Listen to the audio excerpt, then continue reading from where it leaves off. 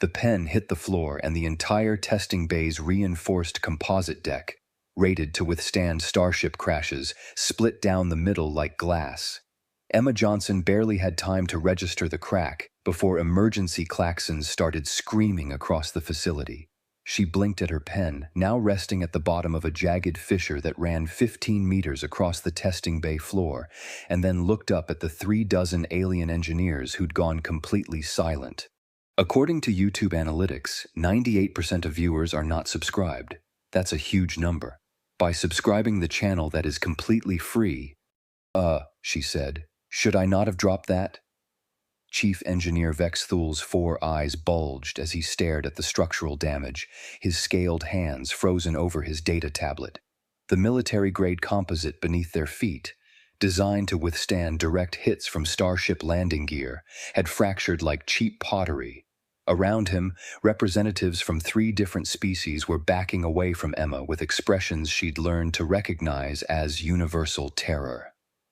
Facility lockdown. Commander Kael'thas's voice boomed through the comm system. All personnel evacuate Testing Bay 7 immediately. This is not a drill. I repeat. Wait. Emma held up her hands, laughing nervously. You're evacuating because I dropped a pen? Vex Thul's head snapped toward her, his translator struggling to keep up with his rapid-fire speech. What weapon did you deploy? Where is the detonation device? How did you breach our security protocols? Weapon? Emma looked down at the crack again, then back at the chief engineer. Dude, it's a ballpoint pen. Cost me like 2 credits at the station shop. She started moving toward the fissure. Look, just let me grab it and— Don't move! At least 6 aliens shouted it simultaneously. Emma froze mid-step. Okay, this is officially the weirdest hazing I've ever experienced. Did Martinez put you guys up to this? Because if this is about the Earth gravity jokes from yesterday— Hazing, Zilia, a junior Talaxian engineer, had pressed herself against the far wall. Her voice came out as a squeak. Your pen.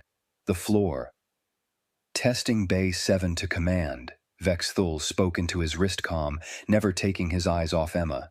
The human claims the structural failure was caused by a dropped writing implement, requesting immediate analysis team and hazmat protocols. Hazmat? Emma couldn't help it. She laughed. For a pen? Come on, you guys are messing with me, right? This is some kind of alien prank show? Kael'thas materialized in the doorway, flanked by 4 security officers in full combat gear. The station commander's usually calm demeanor had cracked, his silver skin flushed with stress hormones. Behind him, Emma could see more aliens gathering, peering into the testing bay with a mixture of fear and morbid curiosity. Miss Johnson, Kael'thas said carefully, as if addressing a live explosive. I need you to very slowly explain what happened here. Emma gestured at the floor.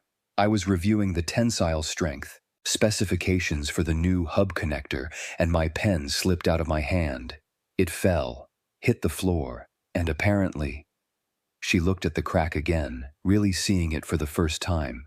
The split was deep, exposing underlayers of reinforcement mesh that glinted in the harsh overhead lighting. Okay, that's actually not normal, is it?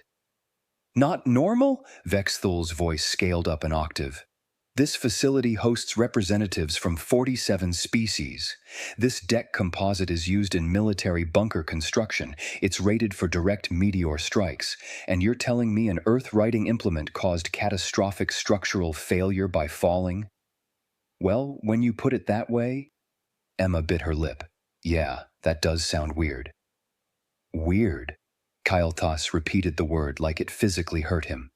Commander, we've just received priority alerts from 3 other stations. Similar incidents, all involving humans, all involving dropped objects.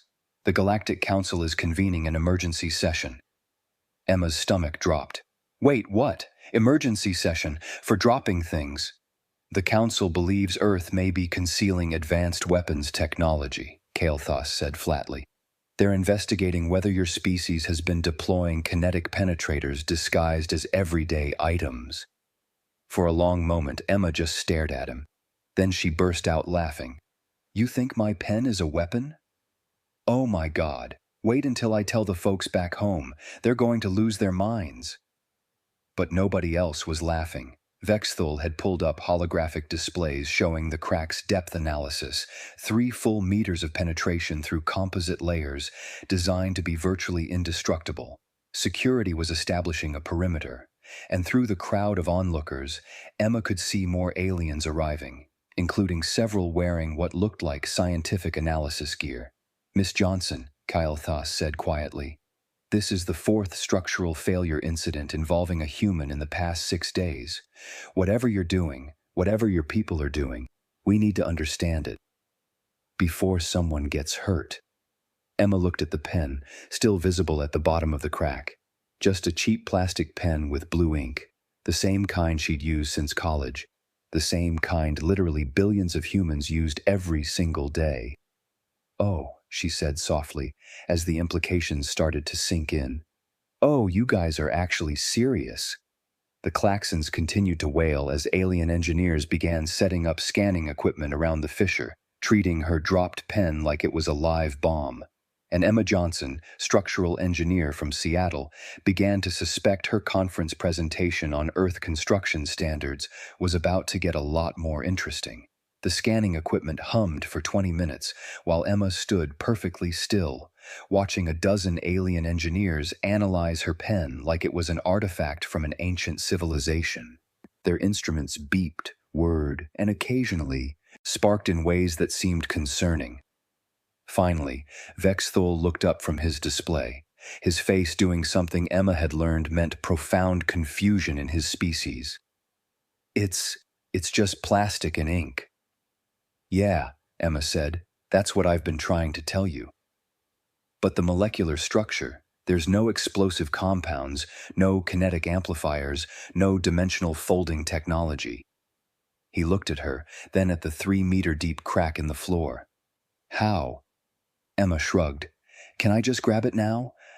I need to take notes during the afternoon sessions." The entire room went silent. "You want to—" Kael'thas started, then stopped. "You want to retrieve it yourself?" "Well, yeah, it's my pen." Emma took a step forward. The crack beneath her foot widened with a sound like breaking ice. She froze. So did everyone else. "Fascinating," breathed Zara, an astrophysicist who'd just arrived with more scanning equipment. "Look at the micro-fracture patterns. They're radiating from each of her footsteps." Vexthul pulled up a holographic overlay of the floor. Emma's path from the entrance to her current position glowed red with stress indicators. Tiny fractures spiderwebbed from every place she'd stepped. "She's been walking around for 3 days. How is this station still standing?" "Okay, now you're just messing with me." Emma laughed, but it came out shakier than before. "This is hazing, right? The humans are new to the conference circuit, so you're pranking us." "Miss Johnson," Zara said carefully, "could you remain absolutely still while we retrieve the pen for you?" Emma watched as 2 engineers approached the crack using gravity dampeners, floating above the floor like they were walking on an invisible cushion.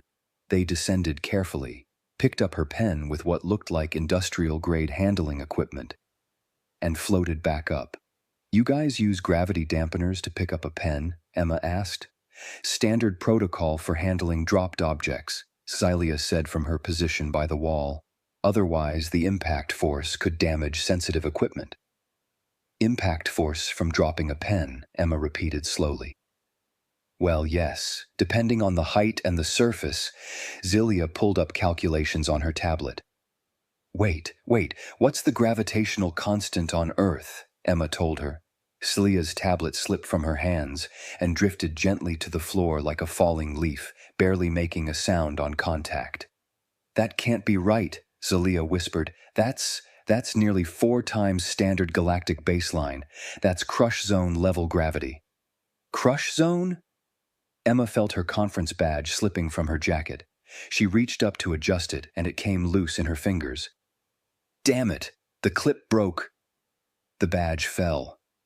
It embedded itself in the wall like a throwing star, the metal backing protruding from the supposedly impact-resistant surface.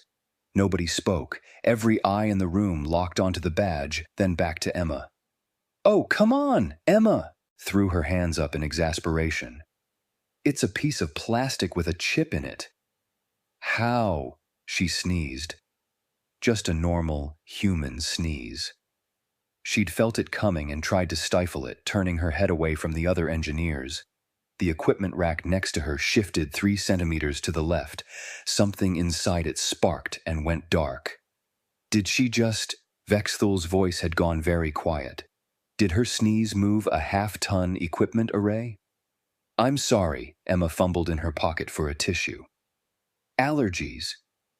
The air filtration here is different than Earth standard." Her casual movements, Zelaya was frantically calculating, her voice climbing higher with each word, generate force equivalent to industrial pile drivers. Her sneeze just delivered approximately 47,000 newtons of force. That's enough to breach hull plating on a Class 2 vessel, Kael'thas finished. He was staring at Emma like she'd just grown a second head. "You're telling me humans just live with that? Constantly? Live with what? Sneezing?" Emma looked around at the assembled aliens, all of whom had backed even further away. "What's happening right now? Someone please explain what's happening." Zara was pulling up more data, her hands shaking. "Commander, I'm reading historical reports from Earth. Their architectural specifications, their construction materials, their..." She looked up, her large eyes wider than Emma thought physically possible. "Their furniture is rated for force loads that we use in military fortifications." Emma felt distinctly uncomfortable now. "Look, I'm happy to move to a different testing bay if this one is damaged." "Don't move," at least 10 aliens said in unison. Too late. Emma had shifted her weight, turning toward the door. The floor beneath her groaned. She quickly grabbed the nearest support beam to steady herself, and it made a sound like a tree about to snap. Metal groaned. Stress indicators lit up on every engineer's display. "Oh, God," Emma let go immediately. "I'm so sorry. I didn't mean..." "She's been restraining herself," Vexthul said, and it sounded like a revelation. "Every movement, every gesture. She's been subconsciously limiting her force output to avoid damaging things." "Of course I am," Emma said. That's how you interact with things. You don't just grab stuff with full strength, you'd break everything." "We don't have to limit ourselves," Zilia said quietly. "Our full strength barely registers on station sensors." Emma opened her mouth, closed it, tried to process what that meant. "Miss Johnson," Kael'thas said, his voice very controlled, "I need you to very, very carefully sit down in that chair." He pointed to a reinforced seat designed for large-bodied species. Emma moved slowly, aware of every eye tracking her. She lowered herself into the chair, trying to be as gentle as possible. The chair compressed with a metallic shriek, its frame warping under her weight. The seat bottom bent, inward by several centimeters. Warning lights appeared on nearby displays. "That chair," Vexthul said faintly, "is rated for 1,200 kilograms." Emma looked down at herself, at her completely normal human body, at the deformed chair beneath her. "What the hell am I made of?" she whispered. Zara had been studying gravitational physics for 30 years. She'd analyzed collapsed stars, black hole event horizons, and the crushing depths of gas giants. But standing in Testing Bay 7, watching her instruments struggle to categorize Emma Johnson, she felt like a first-year student again. "Commander Kael'thas," she said, her voice tight. "The human isn't a gravitational anomaly." "Then what? She's normal." Zara pulled up a holographic display of Earth, rotating slowly in the air between them. "By her species standards, she's operating at baseline. It's the rest of us who are the anomaly." Vexthul leaned closer to the display. "Explain." "Earth's gravitational constant is 9.807 meters per second squared." Zara highlighted the planet. "Galactic standard, the average across the 47 member species, is 2.43 meters per second squared." She looked up at the assembled engineers. Earth's gravity is 4 times our standard. Humans evolved in what we would classify as a Class 7 crush zone. The room went completely silent. "Wait," Emma said from her deformed chair, where she'd been ordered to stay put. "Your homeworld gravity is what?" She did some quick mental math, and her eyes went wide. "How do you even stand up? That's barely more than microgravity training." "Microgravity training?" Zulia's voice cracked. "That's our normal." Zara was pulling up more data now, and each new display made the situation worse. "I've been reviewing Earth's architectural databases. Their lightweight construction uses materials with tensile strengths we reserve for military fortifications. Their residential buildings are over-engineered by factors of 10 to 20 by our standards." "Well, yeah," Emma said.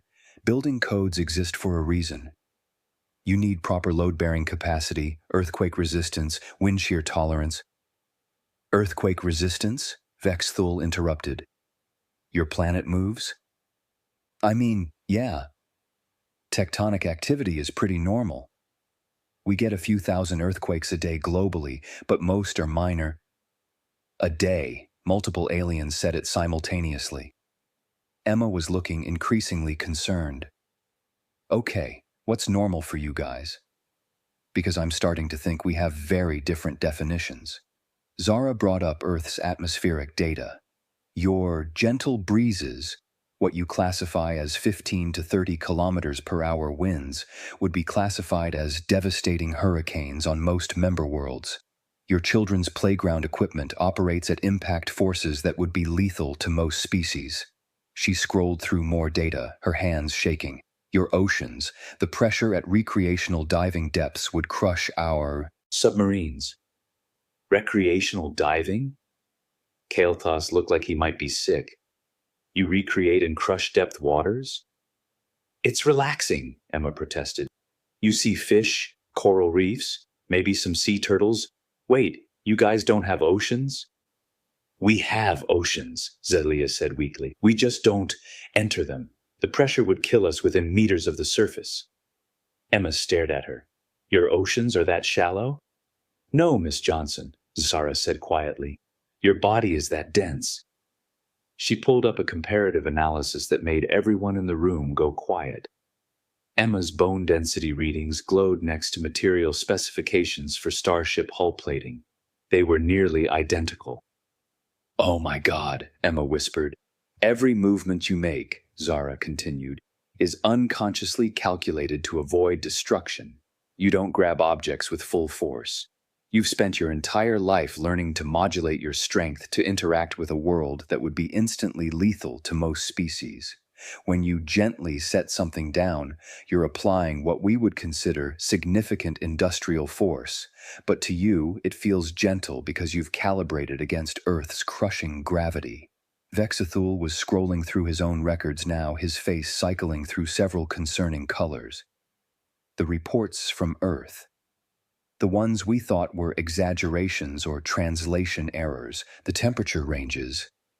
-40 to +50 Celsius, Zara confirmed.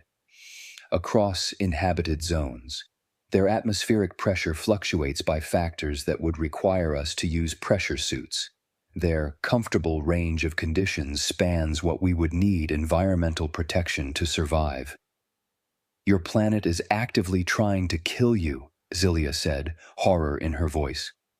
Emma shrugged, and the chair groaned beneath her. "I mean, yeah, that's just normal. Weather happens, earthquakes happen, storms, floods, heat waves, cold snaps. You deal with it."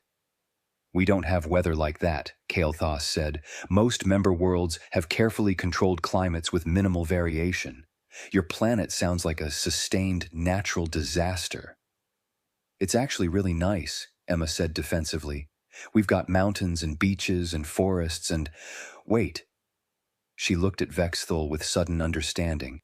"When I handed you that data tablet yesterday, you looked terrified for a second. Because you handed me a device worth 30,000 credits with what my species would consider catastrophic force," Vexthul said. "I thought you were going to crush it. But you didn't." Because you've been gentle with our technology. Every human who's visited this station has been operating at a tiny fraction of their actual capability to avoid breaking everything they touch.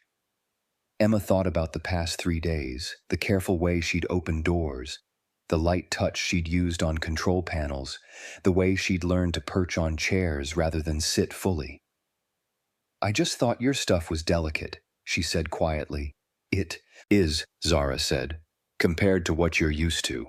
Miss Johnson, your species' standard consumer goods would be classified as heavy-duty industrial equipment by our standards."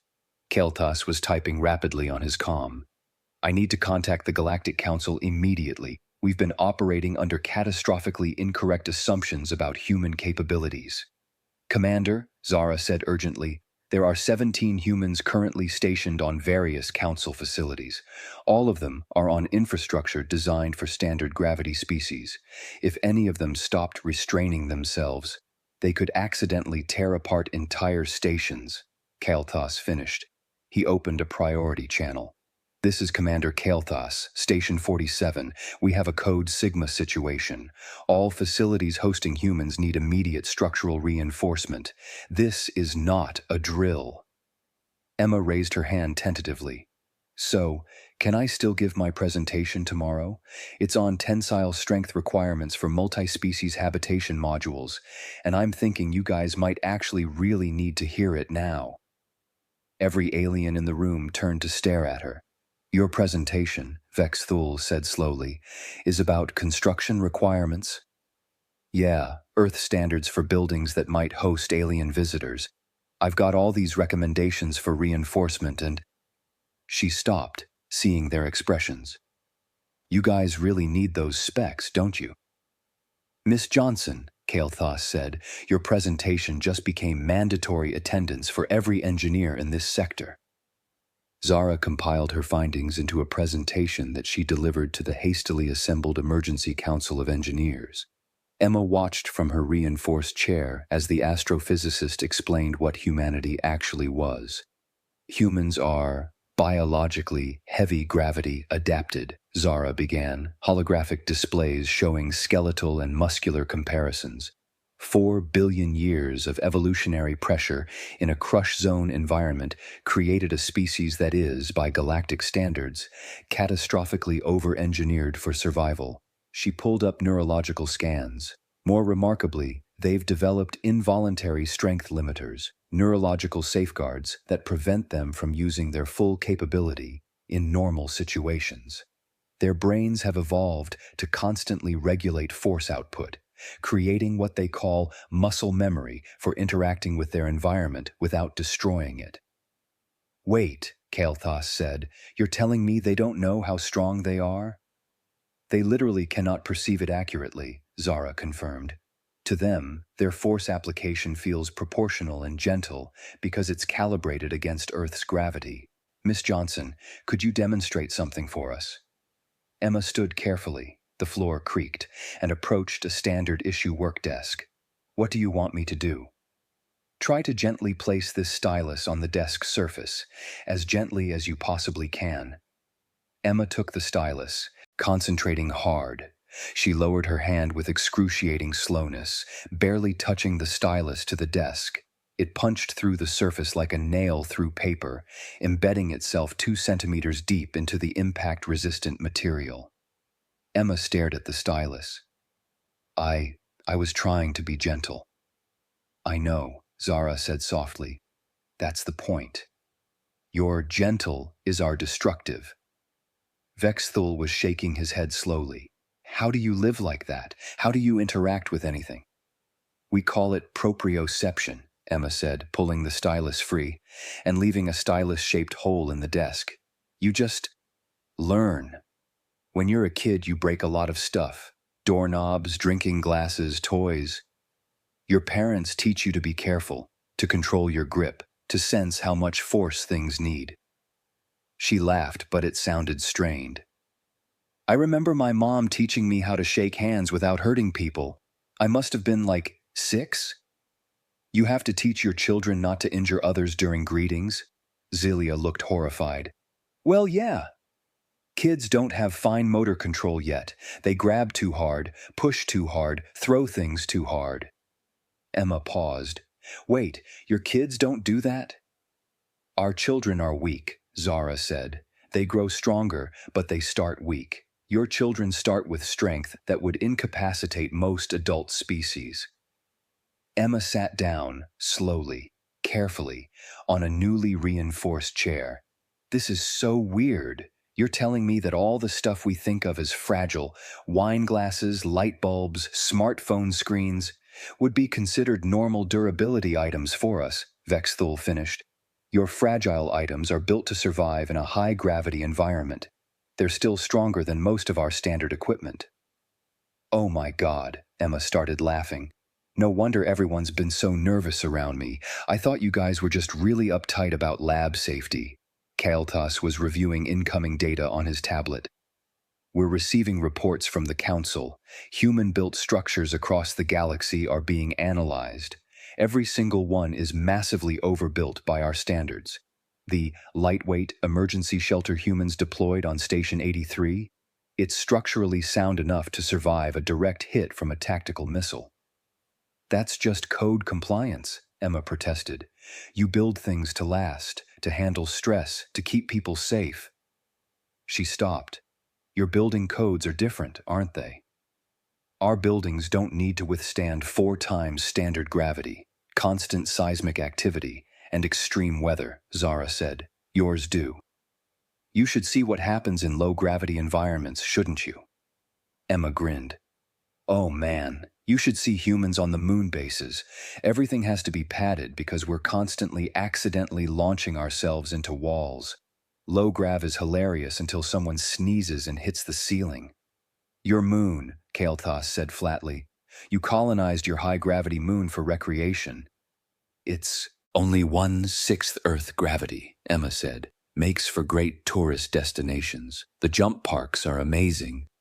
Every alien in the room looked at her like she'd just casually mentioned vacationing inside a star. Vexthul cleared his throat. We need to resolve this situation. Immediately, engineering teams start calculating human-safe flooring protocols. Miss Johnson will need your expertise on load-bearing requirements. For the next 6 hours, Emma worked with the alien engineers, recalculating every specification. They brought in materials used for planetary mining operations, designed to withstand industrial drilling equipment, and began reinforcing the testing bay.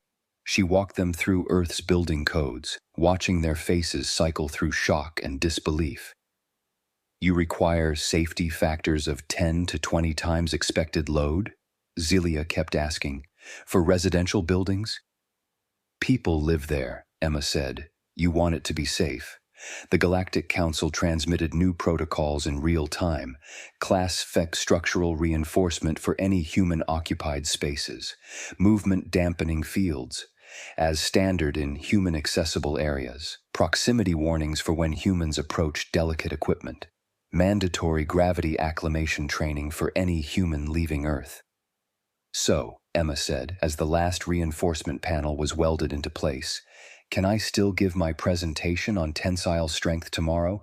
Because I'm thinking you guys really need to hear about proper structural engineering now. Kael'thas looked at the presentation title in his schedule. Multi-Species Habitation, Earth Standard Construction Protocols for Universal Safety. Miss Johnson, he said, your presentation is now mandatory for every engineer, architect, and safety officer in this sector. We're also streaming it to all council facilities. Emma blinked. That's like thousands of people. 17,342 to be exact, Vexthul said. Your expertise just became the most critical knowledge in the galaxy. Huh. Emma stood up carefully, and this time the floor held. Wait until my mom hears that her advice about not breaking things made me an interstellar expert. Your mother taught you strength regulation? Zara asked. All our parents do, Emma said. It's just part of growing up human. The aliens exchanged glances that Emma was learning to recognize as existential dread. Your entire species, Kael'thas said slowly, is trained from childhood to suppress their natural capabilities to avoid destroying their environment. I mean, yeah, Emma shrugged. Otherwise, we'd break everything. Obviously. The conference continued the next day, but everything had changed. Emma's section of the facility now featured flooring that could withstand starship landings, and she couldn't help but notice the way other engineers gave her a wide berth in the corridors, like she was a walking natural disaster waiting to happen. She found it hilarious. "Excuse me," she'd say, moving with exaggerated slowness past a group of Talaxian researchers. "Just passing through, very carefully. Wouldn't want to accidentally destroy anything." She'd pause dramatically. "Again!" The Talaxians would press themselves against the walls, eyes wide, and Emma would have to stifle her laughter. Vexthul, surprisingly, had warmed to her. He'd started following her around, asking endless questions about casual Death World survival. "So you're telling me," he said over lunch in the reinforced cafeteria, "that Earth has weather systems that can level entire cities, and you just live there anyway?" "We call them hurricanes," Emma said, carefully setting down her fork, which still somehow left a small dent in the table. "Or typhoons, depending on where you are. You build accordingly, have warning systems, evacuate if needed. It's not that big a deal." "Not that big a deal," Vexthul repeated, his translator adding extra emphasis. "Your casual acceptance of planetary-scale threats is deeply disturbing." Emma grinned. "You should visit sometime. Seattle's lovely in the spring." "Your tectonic instability zone? Absolutely not." Meanwhile, in the Galactic Council chambers halfway across the sector, emergency sessions were reaching their third day. Emma's presentation had been forwarded to the highest levels of government, and the implications were being debated by representatives from all 47 member species. "We need to discuss Earth's military potential," Ambassador Thexion announced. "If humans can cause this level of structural damage accidentally, what could they do intentionally?" Zara, invited as an expert witness, pulled up her compiled data. "Respectfully, Ambassador, you're asking the wrong question. They're not hiding weapons. They are the weapons. Every human is a biological product of a high-gravity, high-stress evolutionary crucible. They've been unconsciously holding back in every interaction we've ever had with them." "Holding back?" another ambassador asked. "Let me show you something," Zara said, pulling up footage that had been circulating through scientific channels. "This is what humans call sports." The video showed humans engaged in something called rugby, deliberately colliding with each other at high speeds, tackling, grappling, hitting the ground with impact forces that made several ambassadors gasp. Then came boxing, hockey, American football. "These are recreational activities?" someone asked weakly. "For entertainment," Zara confirmed. "They do this for fun. The impacts they sustain would kill most of us instantly. They get up and continue playing." "You guys don't have contact sports?" Emma asked Vexthul when she heard about the council's reaction. "What do you do for fun?" "Strategic board games," Vexthul said. "Artistic performances, contemplative meditation." "That's it?" "Physical competition tends to result in injuries. We avoid it." Emma tried to imagine a world without basketball, soccer, martial arts, or even just roughhousing with friends. "That sounds really boring." "Your species finds danger entertaining," Vexthul pointed out. "This explains so much about your literature and media." The cosmic implications rippled outward faster than anyone had anticipated. A galaxy-wide review of all stations hosting humans was underway. Earth engineering standards, previously considered excessive and unnecessarily expensive, were suddenly being adopted as the premium construction tier. Human construction firms were fielding hundreds of contract requests daily. Most surprisingly, 3 high-gravity worlds, previously considered unsuitable for colonization, had formally requested human settlers. "You want us to colonize planets you think are too dangerous?" Emma asked when she heard. "That's actually kind of flattering." "It's practical," Kael'thas said. He'd personally apologized to Emma that morning for the weapon accusations, bringing her what passed for coffee in this sector. It was terrible. Those worlds have valuable resources, but the gravity makes them lethal to most species. For humans, they'd be, what did you call it? Slightly inconvenient, Emma suggested. I was going to say home adjacent, Kael'thas said dryly.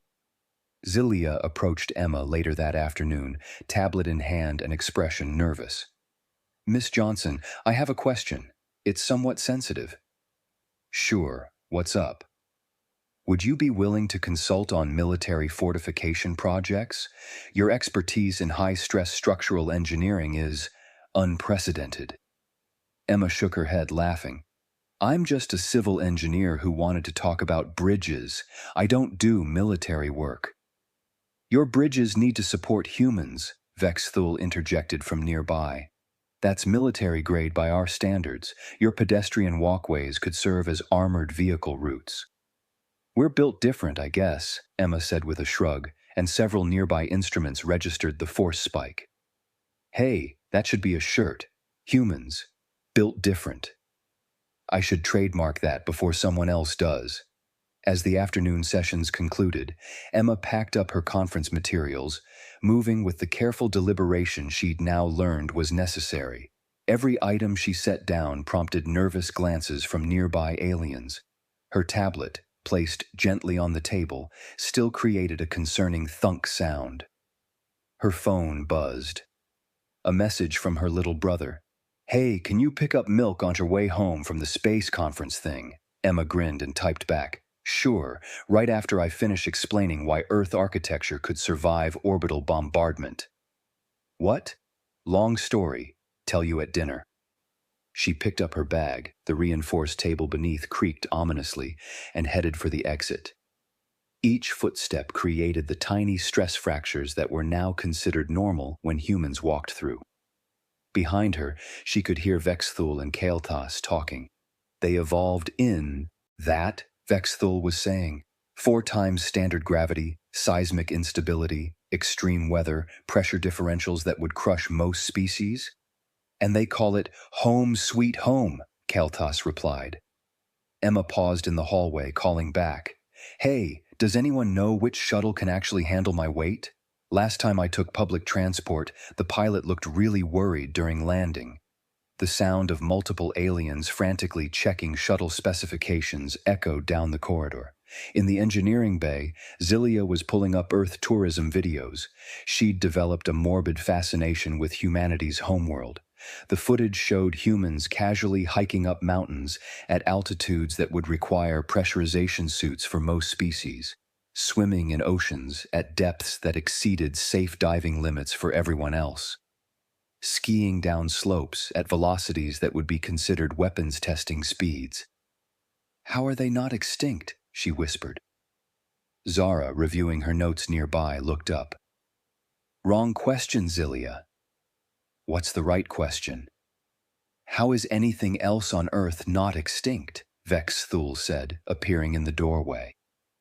I've been reading about their apex predators. Did you know humans are considered one of them?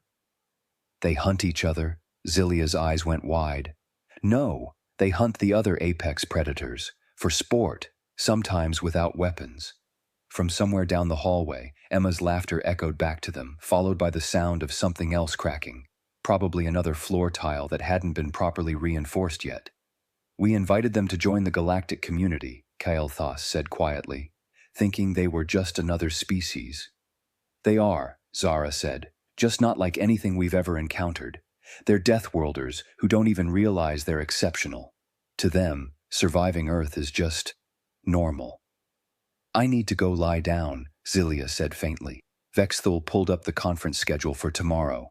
Emma's presentation slot had been expanded from 1 hour to 4, and the attendance list had grown from 50 engineers to 17,000 registered viewers across the galactic network.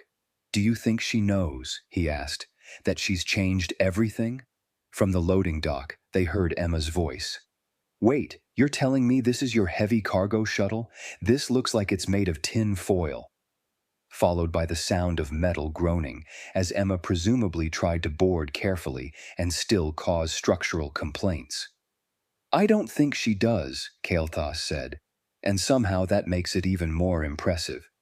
Zara smiled. She's just a human doing human things.